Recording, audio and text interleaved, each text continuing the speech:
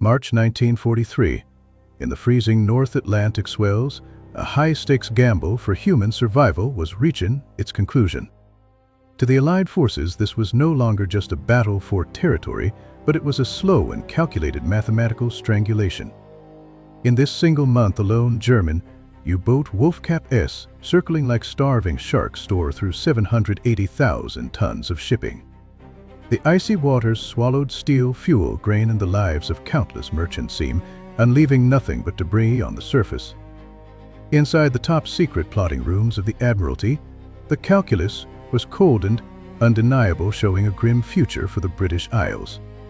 At this rate of attrition, the United Kingdom would starve before the summer sun warmed the British Isles, and this was a mathematical certainty. Out on the water, on the bridge of the Royal Navy sloop, a chemist starling Commander James Walker stares at a burning pyre on the horizon. His sonar operator screams the words, "Every captain dreads contact. To maybe 3 targets, the wolves are inside the fence."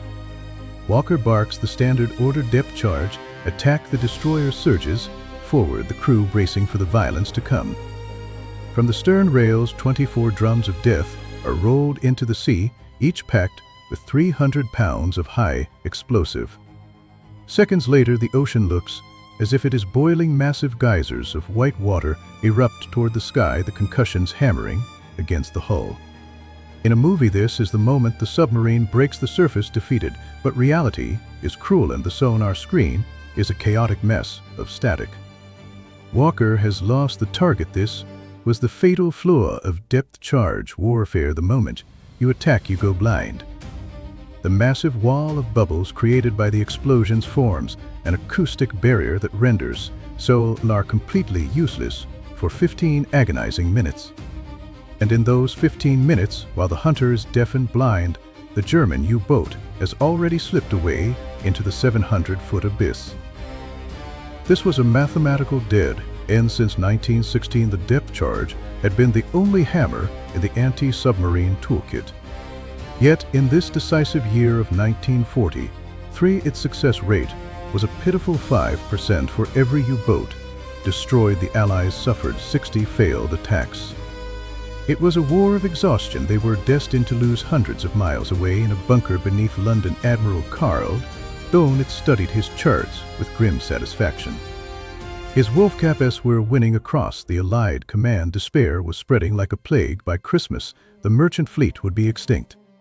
But what Goodeve did not know, what he could not see on his charts, was that 200 miles south of the slaughter, aboard an nondescript escort destroyer named a chemist Farnham, a variable had entered the equation. This variable was not a battle-hardened general, nor a bigger bomb. It was a Canadian chemist who had never formally trained as a naval officer. AIM and the traditionalists dismissed as a dangerous amateur. His name was Charles Goodeve. At this very moment, on the foredeck of that destroyer, a canvas tarp hides a monstrosity. It looks like an instrument of medieval torture.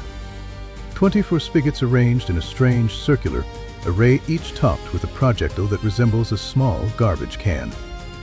This is Goodeve's masterpiece, a weapon the Ordnance Board had ridiculed as useless.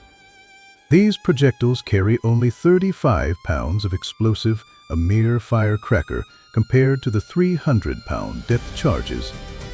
The Navy elite called it the Hedgehog, and they said it with a sneer. To them, sending a destroyer to fight a steel leviathan with these overgrown fireworks was an insult to the sailors risking their lives. But Charles Goodeve was not there to impress them. He was a scientist. He did not believe in tradition, he believed in probability.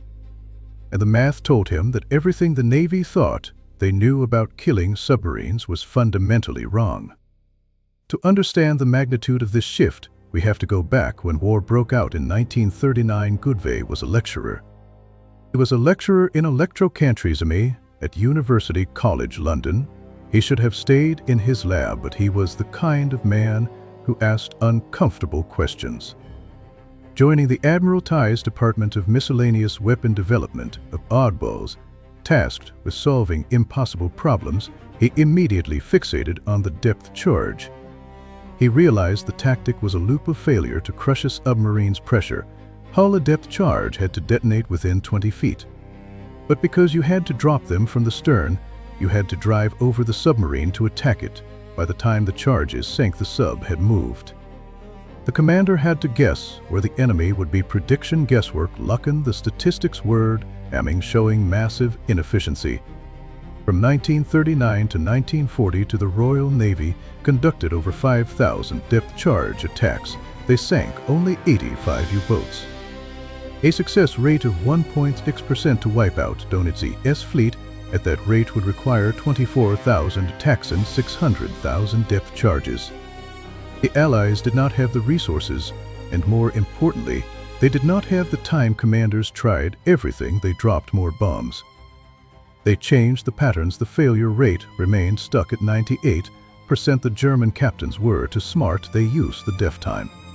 They used the def time after an explosion to make sharp turns, vanishing while the British ships circled blindly in the foam. Goodeve saw through the chaos in a tactical meeting in Liverpool. Facing a room full of exhausted naval officers, the chemist proposed a radical concept. What if we stop attacking where the submarine was and start attacking where it is? We need a weapon that allows us to shoot while keeping the sonar open. It was a beautiful theory. Nobody knew how to build it until Goodeve catch the Hedgehog. This was not just a new gun, it was a new philosophy. The depth charge relied on shock and awe, a massive blast to compensate for poor aim. The Hedgehog relied on probability and contact. Goodeve's projectiles had no depth setting. They had no timers. If they missed the submarine, they would not explode. They would simply sink to the bottom of the ocean. It sounded insane to the admirals, a weapon that does not go bang, but that was the genius. No explosion meant no acoustic interference. If you missed, your sonar was still clear. You could track the target and fire again and again. It turned the hunt from a single roll of the dice into a continuous, calculated execution. Goodeve in the numbers. A submarine moves at about 7 knots underwater. In the 15 minutes of blindness caused by depth charges, it can travel 2 miles in any direction. But in the few seconds it takes a Hedgehog salvo to sink, the sub moves only a few yards by throwing a circular pattern of bombs 250 yards ahead of the ship. Probability of a hit was not 1%, it was 19%. But when he presented this to the Ordnance Board in 1940, when he was met with hostility, Captain Herbert Richmond, the chief of ordnance, slammed the file shut to him. Charging head on at a submarine with 35-pound shells was suicide. It violated every naval tradition of heavy firepower. Luckily, Goodeve found a rogue ally, Captain Charles Mills. Mills was a convoy escort commander who had watched too many of his friends burn in oil slicks. He was desperate enough to try anything. "Give me a prototype," Mills said. "I do not care what it looks like, just tell me it kills Germans." In a disused basement, Goodeve and a team of outcasts built the beast. They used a spigot system that looked crude, almost agricultural. When the first prototype was welded onto the deck of HMS Westcott, an aging destroyer known as the Floating Museum. It violated 6 different safety protocols. An inspector noted this device should not be within 5 miles of a combat zone. The early tests were a disaster. The shells wobbled in the air, they splashed into the water, and nothing happened. Silence. For sailors used to the earth-shattering boom of depth charges, this silence felt like failure. Was the weapon even working? Worse, captains did not know how to use it. They were used to running over the target. The Hedgehog required them to fire while approaching, demanding a nerve-wracking precision. For months the weapon was useless, rust on the deck. By October 1940, Goodeve was summoned to the Admiralty. Admiral Percy Noble, commander of Western approaches, was furious. "We are losing the war." Noble said, "Your Hedgehog has a record of 0 kills. In 6 months we are canceling it." Goodeve stood his ground. He pulled out a napkin, undrew to diagrams the massive blind spot of the depth charge versus the precision circle of the Hedgehog. Sir Goodeve said, "The depth charge fails because we are gambling on where the enemy might be. My weapon does not gamble. And as for the 35 pounds of explosive water is incompressible. A contact explosion directly against the hull will punch a hole through steel. We do not need to vaporize the submarine, we just need to let the ocean in. A submarine with a hole at 300 feet is a coffin." Noble stared at him. Finally, He slammed his fist on the table. "One more chance, Charlie. If this fails, you go back to teaching chemistry." The turning point came on November 27, 1940, to 8H, not often highlighted in history books, but one that rewrote the rules of engagement. HMS Farnham is escorting a convoy through the black bit the mid-Atlantic gap. Beyond dare cover sonar picks up a contact. 1,200 yards, Lieutenant Commander Arthur Ward decides to gamble. He does not order depth charges. He yells, "Stand by, Hedgehog." Crew is tense. They watch the range count down. Instead of accelerating to ramming speed, they creep forward, stalking the prey. Range 400 yards, 300, 250 fire.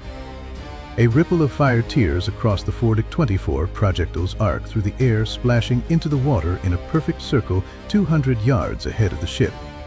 And then silence. The crew waits 8 seconds, 10 seconds, 12 seconds. The doubt begins to creep in just another failure. At the 15-second mark, it happens, not a boom, but a sound like a giant hammer striking an anvil deep underwater. A dull, sickening metallic crunch, then a second one. The ocean burps. A massive global of oil and air erupts to the surface, followed by shattered decking and code books. There was no water plume, no Hollywood explosion, just the brutal efficiency of physics. The U-boat had been gutted. The sonar operator, headphones still on, looks up with a face pale from shock because there was no massive explosion. To deafen him, he had heard the entire death rattle, the shrieking of tearing metal and the implosion of the hull. HMS Farnham had not just sunk a submarine, they had sunk the skepticism of the Admiralty. Goodeve read the report in London. He did not celebrate, he just wrote in his notebook, "The math is right." The tide turned. Armed with Hedgehogs, Allied escorts began to slaughter. They began to slaughter the wolfpacks in February 1940. For HMS Goole faced 3 U-boats. In the old days, it took days. With the Hedgehog, she sank all 3 in a single hour. Fear shifted to the other side. German submarine crews began to dread the silent death.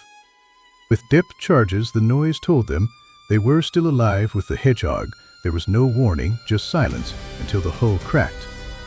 By 1940, for the Atlantic was no longer a hunting ground. It was a German graveyard. Admiral Donitz confessed, "We have lost the battle. We have lost the battle of the Atlantic." Charles Goodeve, the dangerous amateur, did not stay to collect medals. He quietly took off his uniform. He went back to the steel industry to study molecular structures.